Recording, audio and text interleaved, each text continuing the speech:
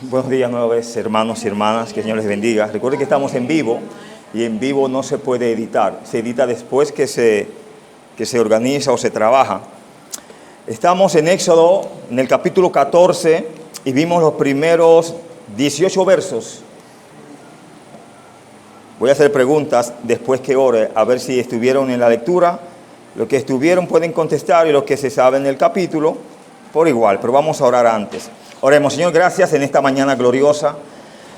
Gracias porque nos has ayudado en esta semana, Señor. Hemos podido salir victoriosos. Fruto de ello es que podemos estar ahora en tu casa con las diferentes situaciones, temores, aflicciones, Señor. Pero tú eres Dios, Dios soberano sobre todas las cosas. Permite que en esta mañana podamos dar gloria a ti, que todo lo que hagamos sea para tu honra, para tu gloria, que todo lo que sigue en adelante, Señor, sea para glorificar tu nombre. Guarda nuestros corazones, guarda la puerta de nuestros labios. Permita no pecar contra usted, Señor. Y ahora que queremos presentar tu palabra, Señor, el momento crítico de este momento, que tu gracia, tu misericordia nos acompañen, tus fortalezas, Señor, sigan dándonos poder, Señor, y la guianza necesaria para ser de bendición a tu pueblo.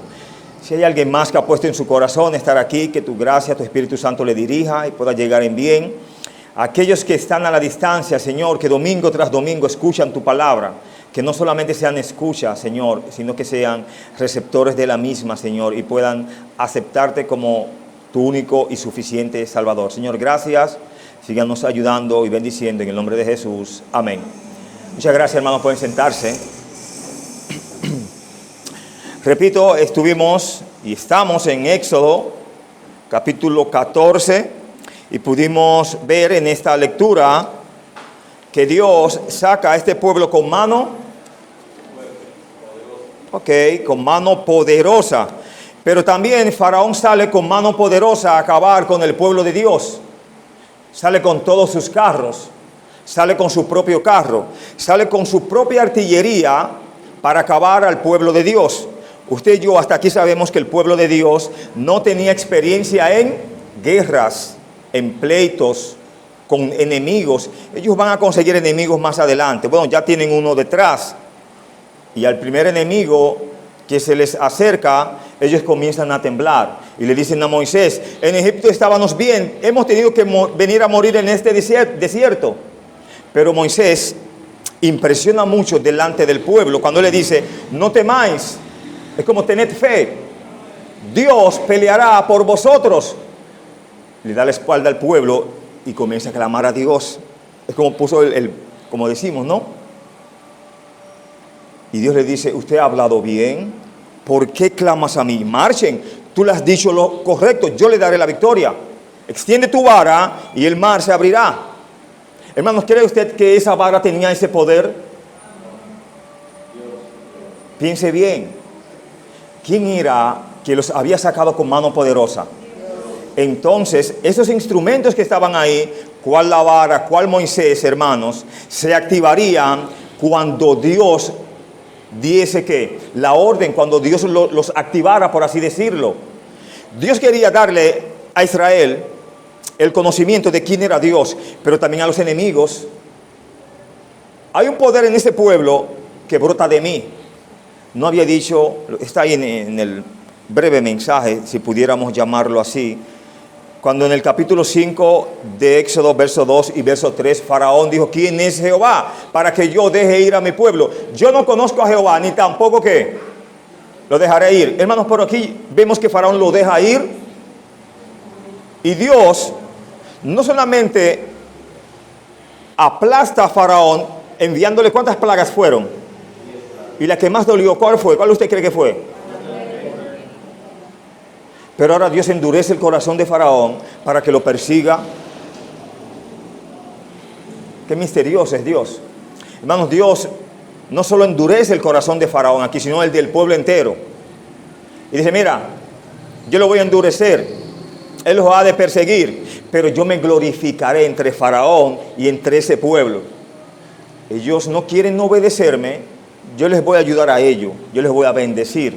No quieren obedecer, yo les voy a ayudar en eso. Ahora ellos van a reconocer que debieron de obedecerme y no lo hicieron. Quiero hablar en esta mañana bajo el tema el cruce del Mar Rojo. El cruce del Mar Rojo. Los versos 1 hasta el verso 4 vemos en esta verdad, quiero presentar alrededor de 4 o 5 verdades. La primera verdad dice, Dios mueve a Faraón a salir contra Israel. Es como si Faraón estaba muy tranquilo allá y se le llega una idea pictoresca, pudiéramos decir, o brillante. Usted elige cualquiera. El pueblo dice, pero lo hemos dejado ir. ¿Y cómo es eso? Estamos locos. Unas gentes que son nuestros esclavos, trabajan para nosotros y los vamos a dejar ir libre. Vamos a perseguirlo. Pero habían olvidado que ellos no habían dejado ir al pueblo. Dios lo había ¿qué? Sacado, enviándoles ¿qué? Plagas, mostrándoles su gran poder. Ellos ignoraron el poder de Dios. Entonces, una vez más, probarían el poder de Dios. ¿No dice la Escritura en el Salmo 62 que de Dios es Él y suya ¿qué? La fortaleza, hermanos?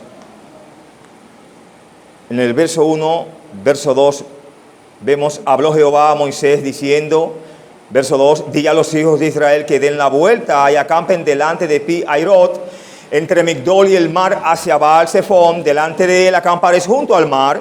Mire que Dios quería que no acamparan en otro lugar, sino junto a ¿qué? Había salida por ahí por el mar. Es como Dios decirle, póngase en el precipicio, vamos a citar un lugar difícil, el Gran Cañón del Colorado. Recuerde que después de ahí hay un precipicio, no hay escapatoria. Bueno, Dios lo puso ahí, presos ahí, para que sean presos ¿por quién? Por Faraón. Pero si Faraón los apresaba, Dios tenía las llaves para abrir esa celda que estaba en los corazones de ellos. No ha pasado una semana cuando ya ellos comienzan a criticar a Moisés. Estábamos bien en Egipto, estábamos bien tú y yo en Egipto, hermano, en aquel mundo de pecado, en aquel mundo difícil, no lo estábamos. Israel mucho menos.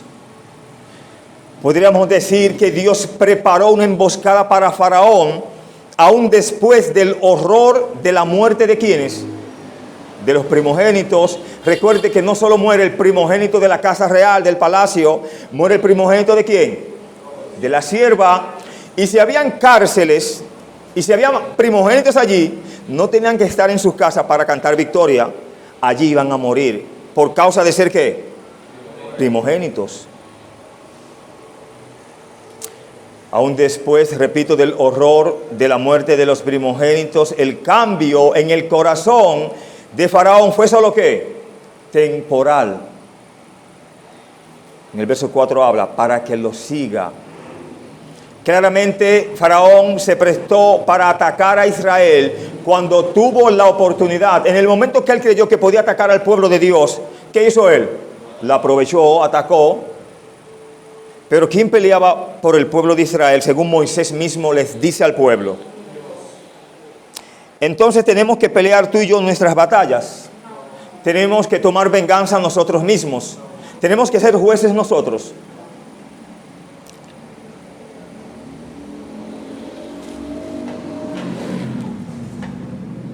Nos encanta ser jueces, ¿sabía? Dios me permitió anoche compartir con la sociedad de jóvenes en calidad de las señoritas que me invitaron, etcétera. Me agarraron a mitad de semana, difícil para mí. Pero como decía delante de ellos y delante de Dios, yo no puedo negarme a lo que Dios nos ha llamado. Cuando alguien le habla y le busca con amor, y usted sabe que puede esforzarse, hágalo. Quizá lo digo para mi vergüenza, pero hagamos las cosas para Dios con amor. Si usted puede, no diga, no, yo tengo sermón el domingo, tengo 2 sermones el domingo, tengo el lunes para colmo también otro sermón allá. Estoy muy cargado. Cuando tú puedes hacerlo, Dios no te dará una carga que tú puedas llevar o que no puedas llevar. Dios, si tú le pides a Él, ¿qué hará? Te revestirá ¿de qué? De su poder. Seguimos aquí. ¿Cómo era que estaban los del pueblo de Dios, los israelitas encerrados? ¿Dónde? En la tierra, según el pensamiento de Faraón, verso 3, verso 4. Porque Faraón dirá de los hijos de Israel, encerrados están en la tierra, el desierto los ha encerrado. Dios le dice a ellos, vayan a un lugar, quédense allí. Pero entonces en la mente del Faraón se le ocurre que están encerrados y están perdidos, cuando quien los había ubicado allí, ¿quién había sido? Esto era exactamente lo que Dios quería que el Faraón creyera. ¿Está mirando? Dios le dijo a Moisés que guiara a Israel de una manera que parecía confusa. El camino es allá, pero Dios le dice, váyanse por aquí. Ustedes van a llegar, no se preocupen. No se llega. Si Dios nos manda, hermanos, aunque sea confuso, Dios creará la bendición. Créalo. Tú y yo no lo vamos a entender, por eso vamos a creer que es confuso. Dios le dijo a Moisés e Israel que hicieran algo que parecía confuso, porque Dios quería algo en la vida del pueblo de Egipto y en la vida de Faraón. ¿Qué quería Dios, hermanos? Glorificarse a través de ellos. ¿Y lo hizo o no lo hizo? Los versos 5 hasta el verso 9 vemos la segunda verdad. Dice, y fue dado aviso al rey de Egipto que el pueblo huía, y el corazón de Faraón y de sus siervos se volvió contra el pueblo. Y dijeron, ¿cómo hemos hecho esto de haber dejado ir a Israel para que no nos sirva? Y unció su carro y tomó consigo su pueblo y tomó 600 carros escogidos y todos los carros de Egipto y los capitanes sobre ellos. Y endureció Jehová el corazón de Faraón, rey de Egipto, y él siguió a los hijos de Israel. Pero los hijos de Israel habían salido con mano, siguiéndolos pues los egipcios con toda la caballería y carros de Faraón, su gente de a caballo y todo su ejército, los alcanzaron acampados junto al mar, al lado de Pi-Hahirot, delante de Baal-Zephón. Hermanos, según la lectura que vemos aquí, ¿se quedaron carros en Egipto para perseguir a Israel? ¿Se quedó alguna de las fuerzas especiales de Faraón, francotiradores, hombres de táctica, hombres de guerra, en Egipto y no persiguió al pueblo? Todos se fueron. La palabra allí donde dice que el mismo Faraón unció su carro, habla de un flete de coches que él tenía a su disposición. Pero si volvemos atrás, hermanos, al inicio cuando Jacob sale con 70 personas hacia Egipto, no salen muchos carros a buscarlo.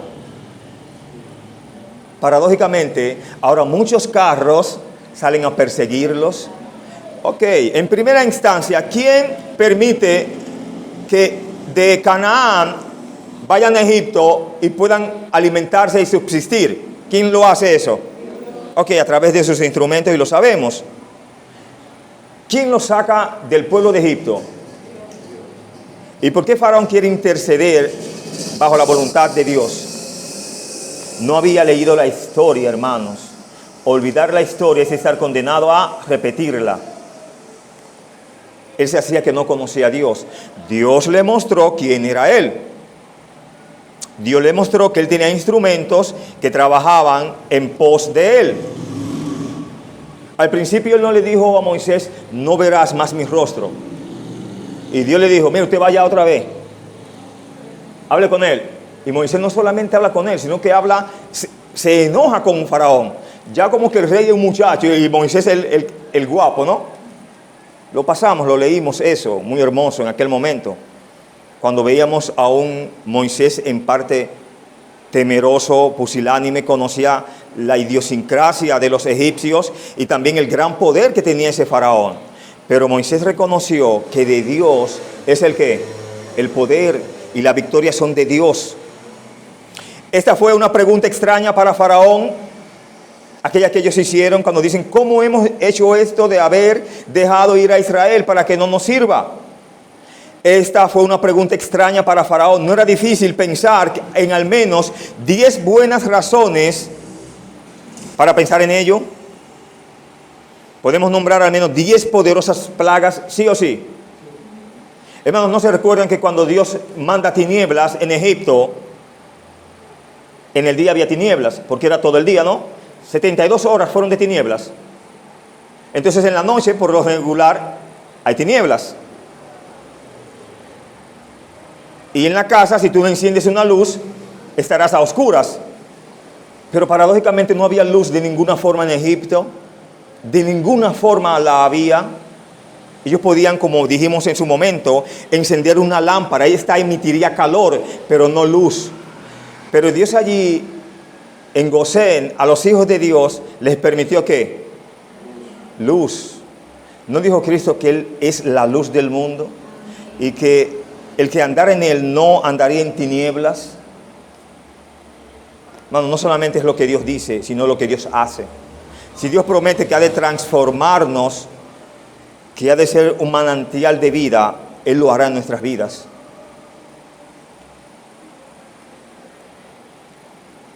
Esto demuestra cómo a menudo olvidamos rápidamente lo que Dios ha hecho y demostrado en qué, en nuestras vidas. En este caso, en el pueblo de Dios, en estos israelitas que van a temblar por una pequeñita caballería que viene a atacarlos a ellos. Dios sabía que ellos eran unos cobardes. Dios sabía que ellos no tenían experiencia en guerras y que como tal su corazón era hasta débil. Quizás Faraón pensó que las plagas eran el límite del poder de Dios y que ahora él era el momento y que ahora era el momento para atacar a Israel. Él pensó, ese Dios de los israelitas, su poder se basa en 10 plagas, ya se le agotaron, vamos a vencerlos, nosotros tenemos carros ahora y podemos vencerlos. Hermanos, el poder de Dios no tiene límite. Tu fe y mi fe a veces tienen límites, porque nosotros mismos se la ponemos. Pero si nuestra fe usted la permite que sea tan grande, no tendrá tampoco límites. Quizás Faraón, repito, pensó que las plagas eran el límite del poder de Dios y que ahora el momento ¿para qué? Para atacar a ese débil pueblo. Una analogía nos dice, hay una analogía en esto con la vida espiritual nuestra. A veces pensamos que Satanás no nos dejará ir o nos dejará ir fácilmente. O pensamos que una vez que dejamos su reino se olvida de nosotros. Satanás siempre estará pendiente de ti y de mí. Como decía con unos hermanos antes del servicio, siempre querrá destrozarte, desbaratarte, quitar esa gracia que Dios ha puesto en tu vida y soltarte. Porque la gracia al final es tuya o es mía o es de quién. ¿Quién la dio? Tú y yo lo que debemos es conservar, cuidar, incluso esta salvación tan grande. O pensamos que una vez que dejamos su reino se olvida de nosotros, en el caso negativo, en el caso de Satanás. Sin embargo, tal como Faraón siguió a Israel, Satanás nos persigue intentando atraparnos como mínimo en la frontera de sus dominios con la esperanza de ¿qué, hermanos? De destruirte. Quiere decir que no nos podemos descuidar. No somos fuertes. ¿Era fuerte el pueblo de Dios aquí? Para nada. Nunca lo fue, ni lo ha sido, ni lo será. Pero nunca dejará de ser pueblo de Dios. Así la iglesia. Anoche compartí también, tengo el mensaje tan fresco. Y lo he dicho aquí también. Solo lo repito. Faraón ignoró que el que tocaba a Israel tocaba a la niña de sus ojos. Y usted sabe lo que quiere decir eso. En el verso 6 vemos que Faraón se alista, unce su carro y toma consigo su pueblo. Hermano, ¿usted cree que el pueblo era de Faraón en ese caso ahí? El Salmo 24:1, ¿qué dice? De Jehová es la tierra. Entonces ese pueblo era de Faraón.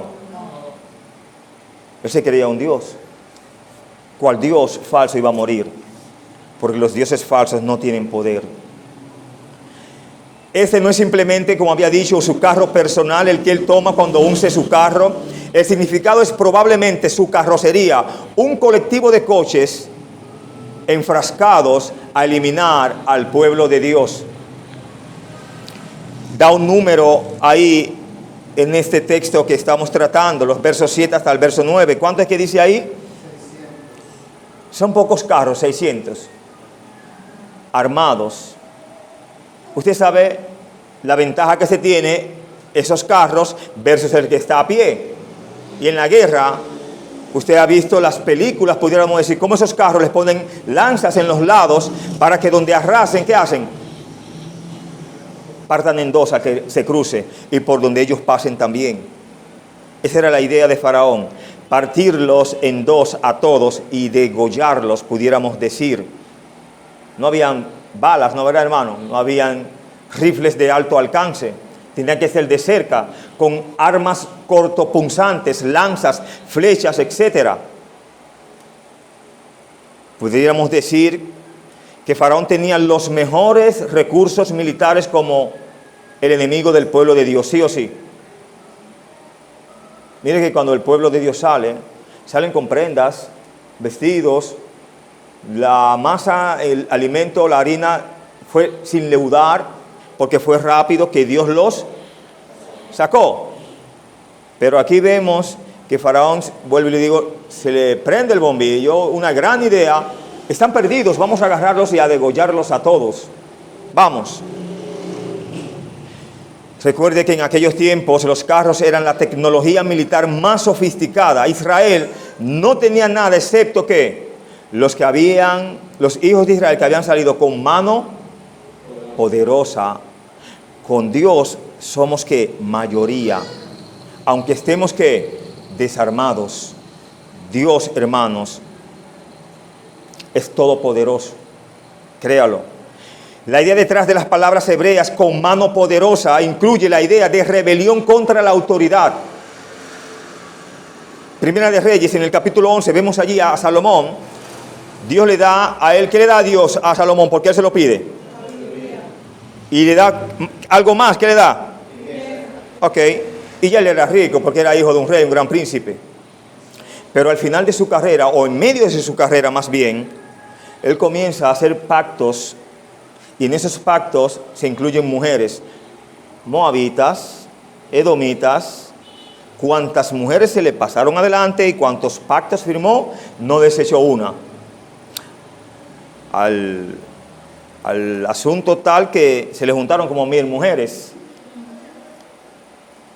700 reinas y 300 concubinas.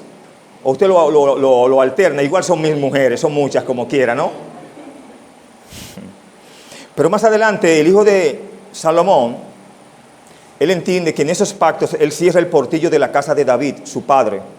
Era muy importante ese lugar. Y él se revela con su padre. Se revela en el sentido positivo. Salomón se revela con Dios en el sentido negativo. Hermanos, si un profeta va y se le acerca a ese muchacho y le dice, por cuanto has alzado tu mano contra tu padre, Dios te ha bendecido. Israel se dividirá en 12 tribus. 10 serán para ti y 2 para tu padre. Mire cuánta Dios le quita a Salomón. Le da una sola relativamente, porque había una tribu que no se decidía. Cuando quería estaba con una y cuando quería estaba con otra. Judá y Efraín y las demás sí estaban unidas. Pero creo que una de ellas no estaba nunca 100% con las dos. Estaba ambivalente. El asunto es que Dios bendijo al hijo de Salomón por rebelarse contra su padre que se había rebelado con Dios. Y hay muchas situaciones en la palabra de Dios. Un tal Gedeón, él acabó con el altar de su padre. ¿Para agradar a quién? A Dios, un juez de Israel. La naturaleza rebelde de Israel era buena cuando estaba en contra de Faraón y contra todo lo que él representaba. Pero era mala cuando estaba en contra de Jehová, de Moisés y de todo lo que ellos representaban. El problema de la mayoría de los rebeldes es que ellos se rebelan en contra de las cosas equivocadas. Si usted se rebela, cuando le dicen que vaya en contra de Dios, está bien. Pero cuando usted se rebela con Dios, está mal. Toma la idea. Hay una rebeldía en sentido positivo y hay una rebeldía, por así decirlo, en un sentido negativo. Pablo, antes de ser Pablo, por así, o Saulo, ¿no? Antes de ser Pablo, no era un hombre celoso de la iglesia, no era un hombre rebelde en cuanto a las cosas de la iglesia se le ocurrían, por así decirlo. Mataba a los creyentes, hasta un día que el Señor le dijo, un poquito para atrás, por favor. Lo tumbó, ¿no? Camino a Damasco. Y dijo, Saulo, ¿por qué me persigues? Es como si tú estás equivocado, explícamelo, yo te voy a enderezar. ¿Y cuál fue la respuesta de Saulo? La palabra clave, ¿cuál es ahí? Señor. Nadie puede llamar a Dios Señor sino por el Espíritu Santo. El Espíritu Santo obró desde ese momento. Los del mundo llaman a Dios Señor, mi Señor. Córtetela de ahí, tengo que seguir con el mensaje. Los versos 10 hasta el verso 12 nos dice aquí en esta verdad la respuesta de los hijos de Israel. Según el verso 10, los israelitas temieron en gran manera, sí o sí, lo dice allá, temieron en gran manera, la parte final del verso 10. Eso es bueno, temer, pero más glorioso fue que ellos clamaran a quién, al único que los podía ¿qué? Socorrer, y ese era quién, el Dios tuyo, el Dios mío, el Dios de las grandes proezas, el Dios que no nos desamparará, tu vasija no se escaseará. Le dijo Dios a una mujer que no tenía nada que comer, traiga vasijas, que ahora que hay.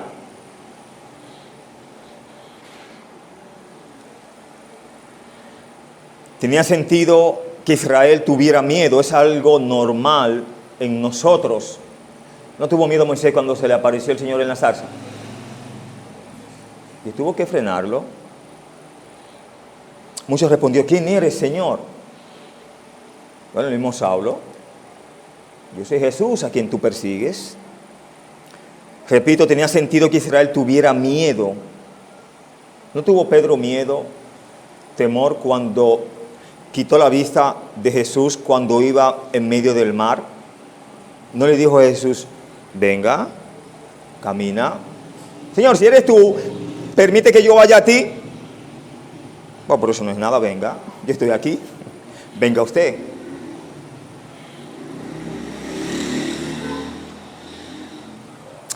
Repito, tenía sentido que Israel tuviera miedo. Podían ver a los ejércitos de Faraón por un lado y al Mar Rojo por otro. Parecía no tener ninguna posibilidad de ¿qué? De escapar. ¿Por qué pasó esto, hermano? ¿Por qué Dios quiso ponerlos en el precipicio? Bueno, Dios dirigió a Israel a lo que parecía ser una trampa. No había forma de escapar excepto por el camino por el que habían entrado. Y el ejército egipcio tenía ese camino bloqueado. E iban hacia adelante.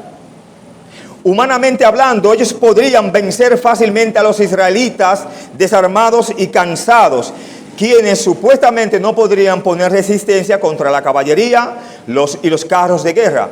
Era, está bien, llévanos esclavos, nos rendimos, no vamos a pelear, era lo mejor para no morir.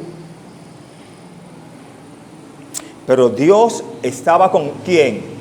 Con ellos. La mano poderosa de Dios no se había agotado, estaba intacta. No había dos caminos a elegir. Ellos no podían evitar el camino, pues necesitaban marchar a través de ¿qué? De la única forma. Por el mar era la salida. Y tal vez no todos sabían nadar cuando las aguas se pusieran profundas. No había cabida para la duda. Su camino estaba amurallado y ellos no podían evitarlo. Pero la verdad grande y gloriosa es que ellos, según el verso 10, la parte final que dice, lo que se nos olvida a nosotros siempre, clamar a Dios. Tan buenas rodillas que tenemos. Y si no tenemos buenas rodillas, tenemos buenas sentaderas, que sentado se puede ¿qué? Si no, de pie se puede orar. Si estás postrado en cama se puede orar. Porque ¿quién es que va a escuchar la oración? Dios. Y Él escucha como a Él le place y ve tu necesidad.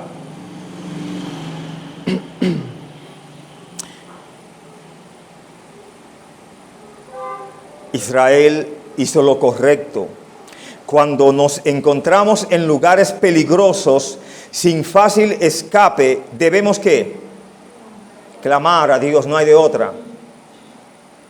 Porque Dios nos ha asegurado, hermanos, que Él es nuestro amparo y fortaleza y nuestro pronto auxilio ¿en qué? Salmo 46:1 es una promesa de Dios, de que tú no te acuerdes de ella y no te abraces de ella. Es tu problema, pero la palabra de Dios está llena de promesas para cada situación, incluso para la muerte, incluso para aún más allá de la muerte. Si usted quiere acostarse en paz, usted tiene promesas para ello, ¿sabía? Los Salmos 91 lo quitaron, están ahí. Si usted siente pánico donde está, igual el Salmo 91. Es el mejor analgésico espiritual. El pánico de la gente no es de extrañar cuando pensamos en sus circunstancias. Si el peligro viene, peligro se acerca. Pero si pensamos cómo resolver ese peligro o quién puede resolverlo, es más fácil la solución que el problema. En el verso 11 vemos que los hijos de Israel le dicen a Moisés: no había sepulcros en Egipto, que nos has sacado para que muramos en el desierto. ¿Por qué has hecho así con nosotros, que nos has sacado de Egipto? Hermanos, ellos ahí están hablando de una forma más ampliada. Recuerde todos los rituales que se hacían en Egipto para embalsamar a sus muertos. Israel sabía que ese no era el estilo de ellos, pero ya ellos habían adoptado hasta ese estilo. Mira qué bonito era enterrar a esas personas como momias, cantar, los cantores, etcétera, 30 días de luto y cántico y fiesta, al estilo mundano. Tienen eso arraigado en su vida y hasta les había gustado porque lo tenían fresco en su mente. Su temor y su clamor a Jehová tenían mucho sentido. Sin embargo, estas palabras a Moisés mostraban poca fe y una pérdida de confianza en Dios. Ninguna mente razonable podría pensar realmente que Moisés planeó todo esto para llevar al pueblo de Israel a la muerte en el desierto. Ellos les están exigiendo a Moisés: ¿por qué nos has traído aquí? Si era de que tú nos querías matar, ¿por qué no nos mataste allá y nos enterraste en Egipto? Tan bonitos que son esos entierros, esos mortuorios, ¿no? Embalsamado uno, no parece una momia ahí, bien perfumado, ¿no? Moisés no dijo ni hizo nada que respaldara tal acusación, pero los hijos de Israel aún así pensaban de esa manera. Nuestro pensar en el Señor en la actualidad no puede ser como si viviéramos en el pasado, en la vida pasada, porque si es así, 2 Corintios 5:17 no ha tenido efecto en tu vida y en mi vida. ¿Cómo dice 2 Corintios 5:17? De modo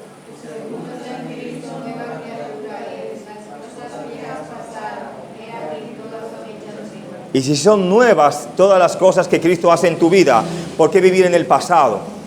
Si Dios te perdonó en el pasado, tienes que vivir condenado en el presente.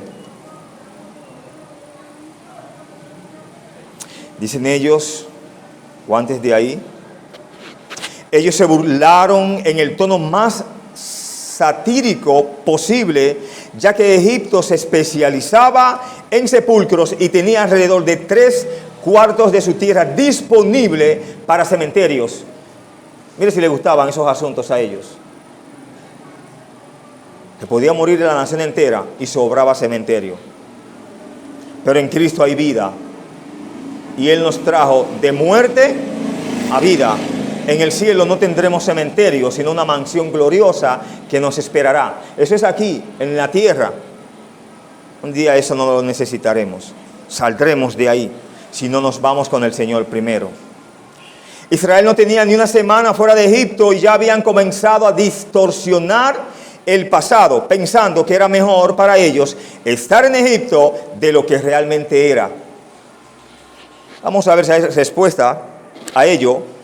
Y la siguiente verdad me dice: Moisés responde con gran valor. Verso 13, verso 14, ¿qué dice?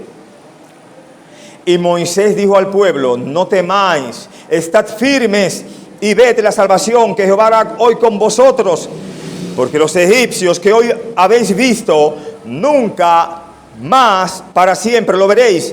Jehová peleará por vosotros y vosotros estaréis.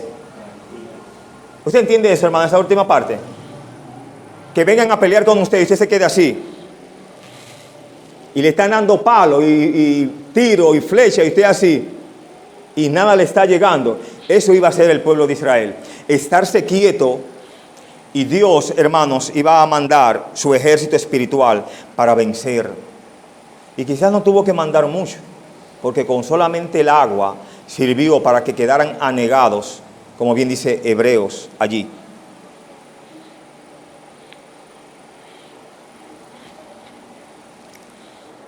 No temáis, le dice Moisés.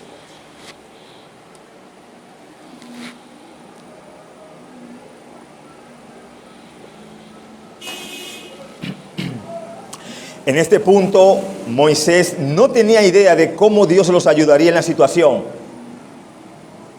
Lo único que sabía era que Dios ciertamente los ayudaría. En cierto sentido, Moisés sabía que estaba en una situación tan mala que Dios tendría que manifestarse obligatoriamente. Moisés no tenía un barco gigante donde podrían, o varios barcos gigantes para decirles, entren allí, algo que se podía ver. Por eso la fe, hermanos, se basa en lo que tú y yo carecemos de ver. Por eso Dios es tan glorioso. Por eso Dios es espíritu. Quizás si viéramos a Dios, no creyéramos, lo ignoráramos. ¿Sí o sí? Creo que sí, hermanos.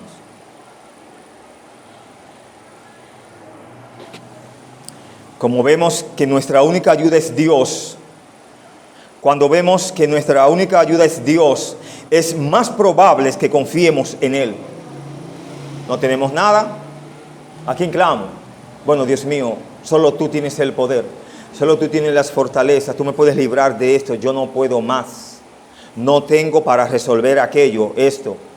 Estoy muy mal. Sáname. Cuídame. Fortaléceme. Revísteme. Y yo creo que si clamamos a Dios, creyendo que Él lo puede hacer, Dios lo puede hacer. Eso es lo que yo creo. A veces son las pequeñas cosas, las cosas que pensamos que podemos hacer con nuestras propias fuerzas, las que nos desaniman, no las cosas grandes que sabemos que solo Dios puede hacer. Siempre he creído que Dios nos muestra pequeñas cosas. Tú y yo las ignoramos, pero esas pequeñas cosas para ti son pequeñas, pero para Dios están amplificadas, son grandes. Al ignorarlas, podemos decir que son pequeñas. Al utilizarlas, ¿qué hacen ellas? Se amplifican. Anoche el director de turno hacía un comentario breve de la guerra en Ucrania y Rusia, ¿no? Europa. Y él hizo varios comentarios. Usted sabe cómo está eso allí, ¿no? Muchas pérdidas humanas, pérdidas materiales, etc. Y al final de él, cortamente hablar de ello, decía, no sé por qué digo esto, quizás no viene al caso. Precisamente mi mensaje se basaba en eso. Y entonces yo entro ahí y le decía, hermano, vine al caso todo lo que usted decía. Usted predicaba el sermón mientras yo estaba allí. Y yo decía en mi silencio, pensaba en mi silencio, siga hermano, así yo no tengo que predicar. Lo que Dios nos mueve a hacer, aunque sea pequeño, ¿quién es el que se está mandando a hacerlo? Confía y crea en Dios siempre. Tú no vas a ver exactamente qué está pasando, qué va a pasar, pero síguele a Dios, síguele como el juego a Dios, síguele el camino a Dios. No solamente Moisés le dice, no temáis, sino también le dice que estad que firmes. El que está firme se mueve. Está firme, ¿no? Esta es a menudo la dirección del Señor para el creyente en tiempos de crisis. No nos enseña la Escritura. Jehová es bueno, fortalece en el día. Si Él es bueno y nos fortalece en el día de la angustia, es porque vendrán días difíciles, días de angustias. Es lo que me dice Sofonías 1:7 o unas de las citas ahí, en los libros menores. 1:7 dice otra cosa que está ahí, ¿no? Pero estamos aquí en el mensaje, ¿no? Usted leerá y lo conseguirá. Están esos libros pequeños y muy importantes. La desesperación te derribará impidiendo que te pongas de pie. El miedo te dirá que te retires, la impaciencia te dirá que hagas algo ahora, la presunción te dirá que saltes al mar rojo antes que sea abierto. Sin embargo, así como Dios se lo dijo a Israel, a menudo nos dice que simplemente estemos firmes y tranquilos, mientras que Él revela su plan, su obra. Él lo tiene todo detallado. Tú y yo no lo vemos, pero está ahí. En el verso 13 lo dice claramente: ved la salvación de quién, que Jehová hará.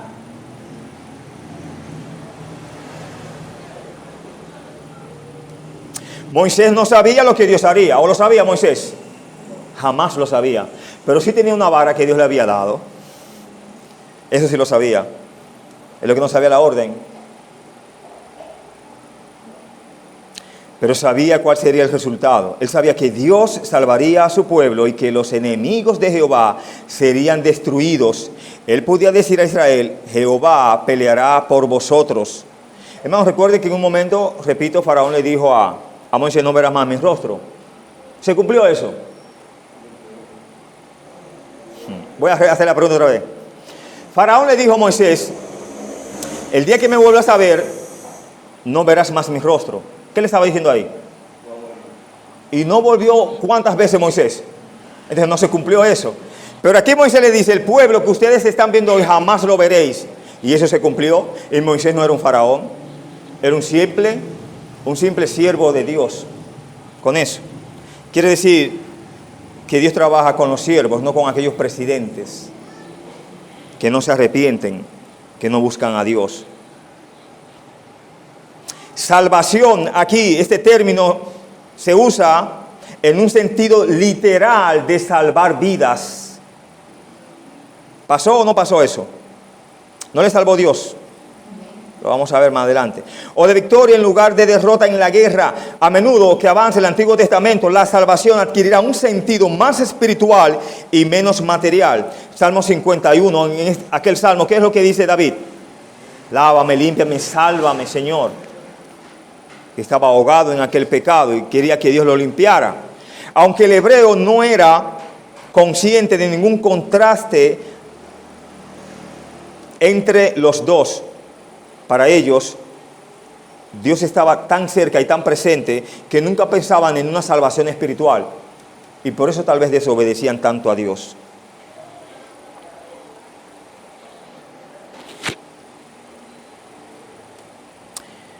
Nunca más para siempre lo veréis. No lo dice el verso ahí. Verso 3, la parte final. ¿Quién había dicho eso al pueblo? Moisés.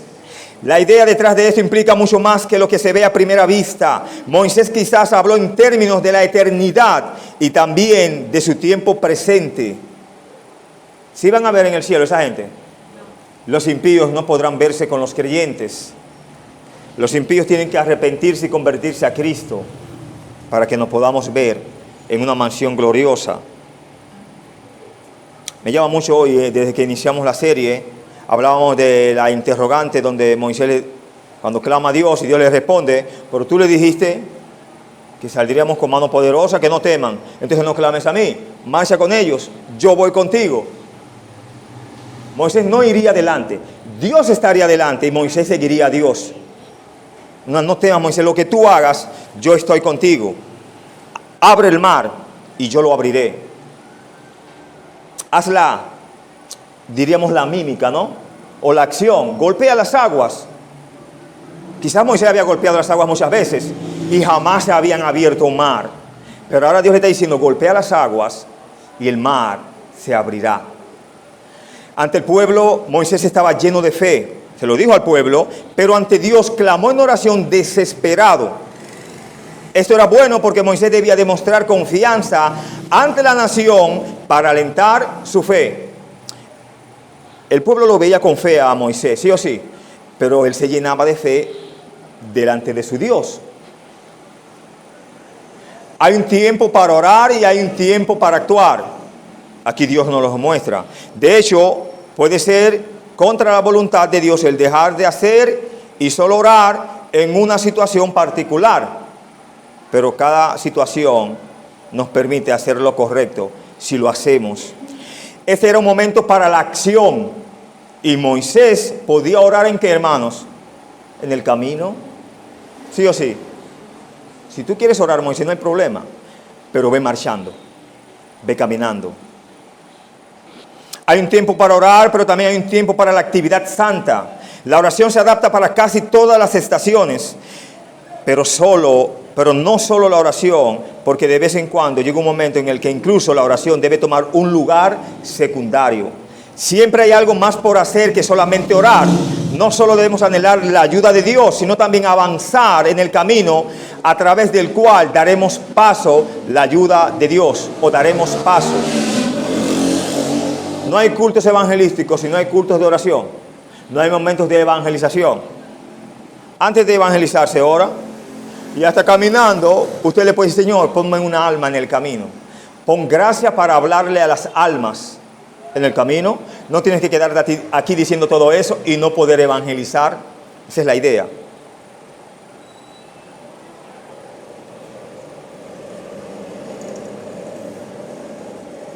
Un párrafo nos dice, espero que se entienda, hay un pecado favorito del cual él es culpable desde hace mucho tiempo. No se rinde, pero dice que orará por ello. Dios le dice a un hombre así, ¿por qué clamas a mí? Renuncia a tu pecado. Este no es un asunto por el que debas orar, sino por el que debes arrepentirte. El hombre dice, estaba pidiendo arrepentimiento. Pide, si quieres, el arrepentimiento, pero ejercítalo también. ¿Cuántas almas después que le hablamos dice, lo haré, me arrepentiré, pero ahora no? Después lo hacen. La muerte les sorprende. Y no dice que se van a arrepentir. Lo piensan, pero no lo hacen. Dios le dice en el verso 16, alza tu vara y extiende tu mano y divídelo y entren los hijos de Israel por en medio del mar en seco. Ellos podían entrar, que la tierra estuviera húmeda y no había problema. Porque es difícil que el mar se seque, hermano. Es difícil, ¿no? ¿Verdad? Dios quería mostrarle, tal vez más al pueblo de Israel, el poder de su Dios, que mostrarle a los incrédulos el gran poder que Dios tenía.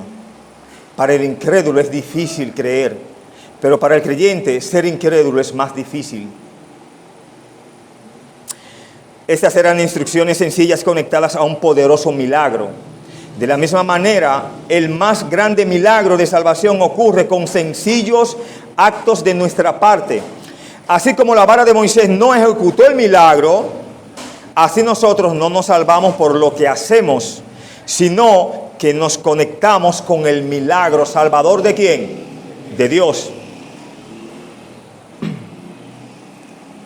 Ni Moisés ni su vara podrían ser un instrumento eficaz en una obra que solo podría lograrse mediante la omnipotencia de Dios. Pero era necesario que pareciera así, a fin de que pudiera tener crédito ante los ojos de los israelitas y que pudieran ver que Dios lo había elegido para ser el instrumento de su liberación. Ellos tildaron a Moisés y muchas veces hasta su propio hermano y hermana y otras tribus se ensañaron con Moisés y le dijeron, ve acá, pero solamente Dios habla por ti, nosotros somos también israelitas. Eso fue un pecado grave, el murmurar al pobre Moisés, sus propios hermanos. Usted sabe lo que pasó con María. Si ella era morena, Dios la puso blanquita. Si a ella le gustaba estar en la casa, Dios la expulsó fuera del campamento. Una semana, disciplina con ella, para que respetara a ese siervo y ese instrumento de Dios.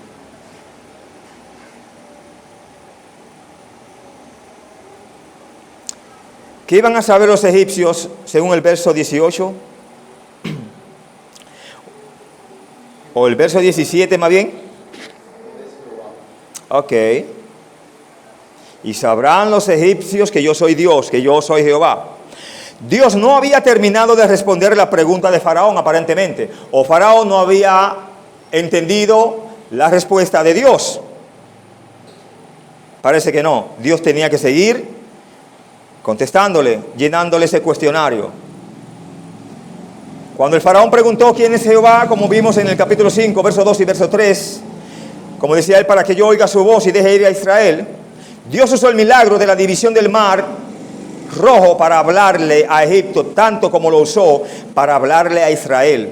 Los dos eran testigos de lo que estaba aconteciendo, unos para salvación y otros para ¿qué? Destrucción eterna.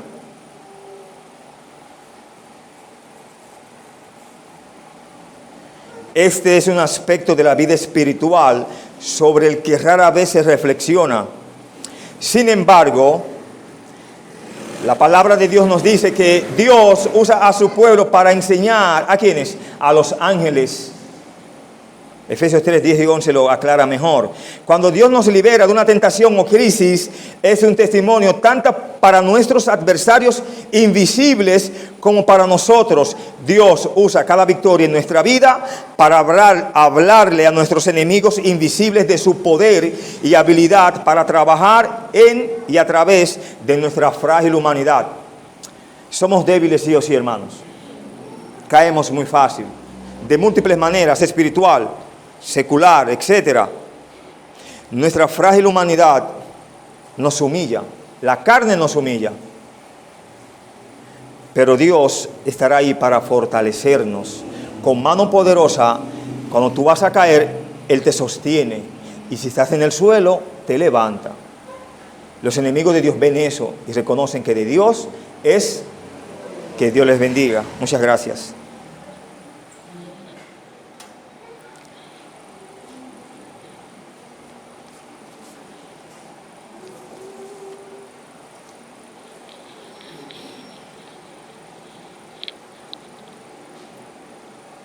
Háblale, por favor.